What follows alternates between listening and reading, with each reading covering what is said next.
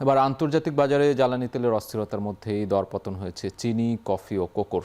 Intercontinental এক্সচেঞ্জে চিনির দাম ৫ মাসের মধ্যে সর্বোচ্চ কমেছে ২.৮%।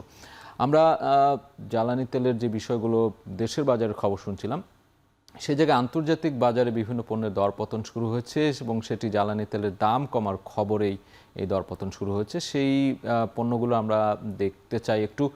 চিনির কথা বলা হয়েছে, অপরিশোধিত চিনির দাম ২.৮% কমে প্রতি পাউন্ড প্রায় ১৬ সেন্টে দাঁড়িয়েছে। কফির দামও কমেছে, কফির দামে দরপতন আমরা দেখছি ০.৮% কমে প্রতি পাউন্ড নেমেছে $৩.১৫। এছাড়া কোকোর দামও কিন্তু কমেছে। আমরা দেখছি যে দরপতনের তালিকায় ৩টি পণ্যের কথা বলা হচ্ছে আন্তর্জাতিক বাজারে, তার মধ্যে কোকো রয়েছে। কোকোর দাম ২.২% কমে প্রতি টন বিক্রি হচ্ছে ২,৩৫০ পাউন্ডে।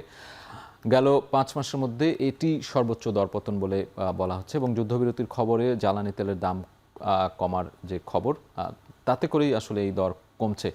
আন্তর্জাতিক বিভিন্ন গণমাধ্যমের যে তথ্য, সেই তথ্য অনুযায়ী কিন্তু আমরা এই আন্তর্জাতিক বাজারে বিভিন্ন পণ্যের যে দরপতন, সেই দরপতনের খবর জানিয়ে দিচ্ছিলাম।